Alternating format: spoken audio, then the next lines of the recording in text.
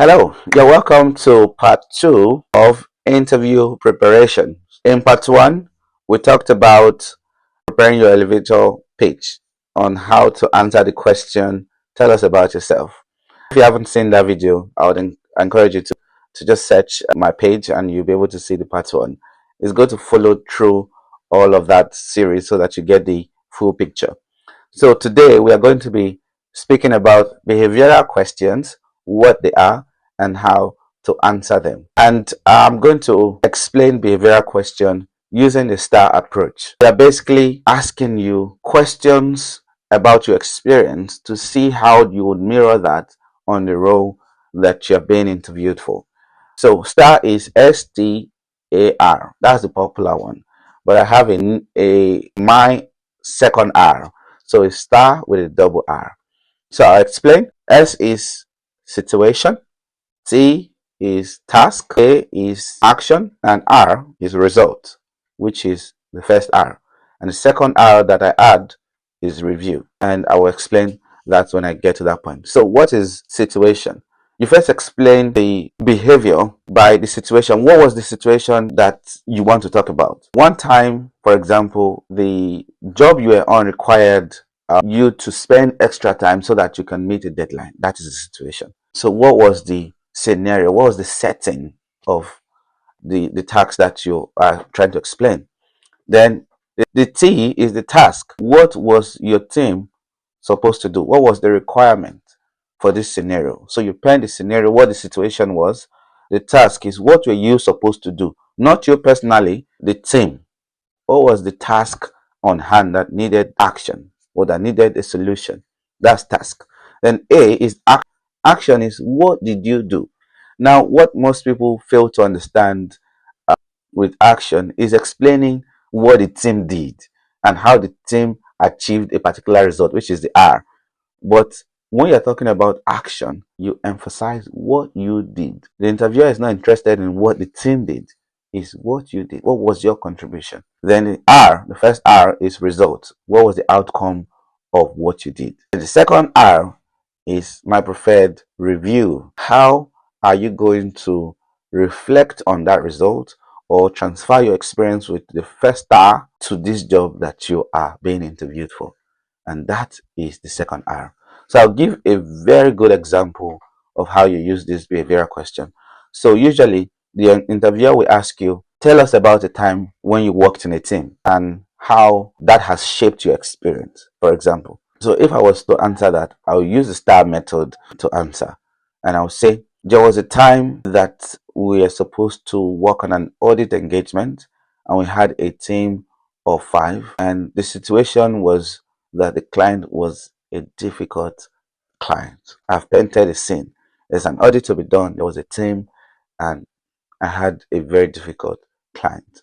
That was the situation. So what was the task was to manage the audit and manage the client expectation, even though they are difficult.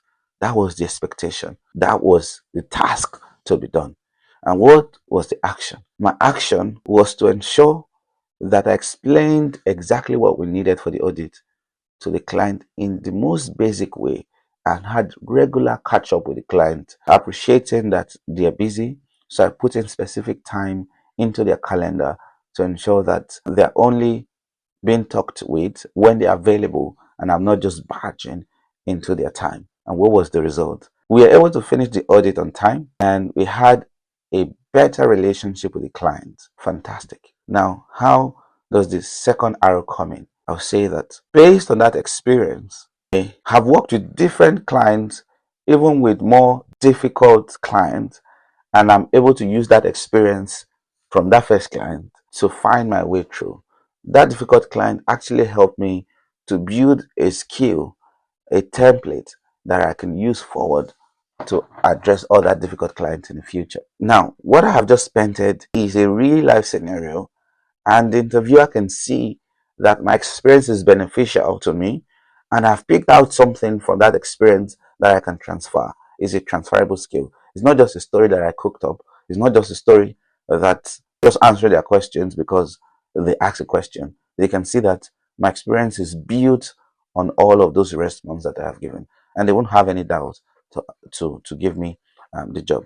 So, what are the things that you can do to ensure that you answer the behavioral questions better?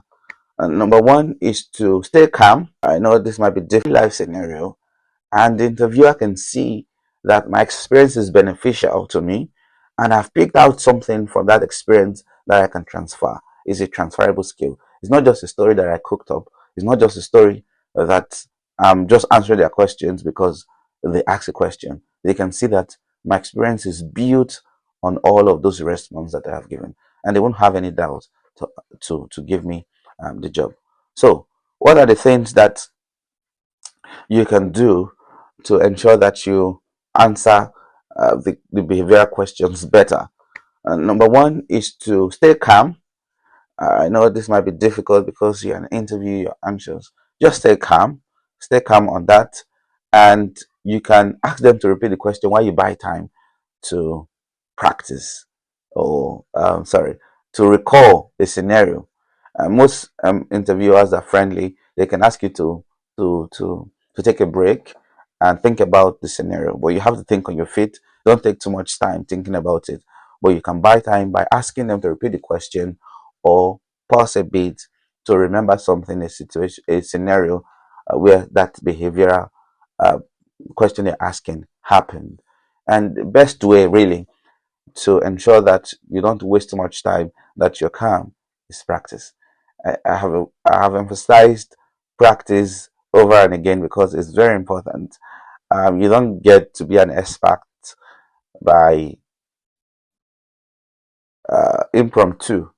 You don't become an impromptu expert. You practice again and again to ensure that you master it.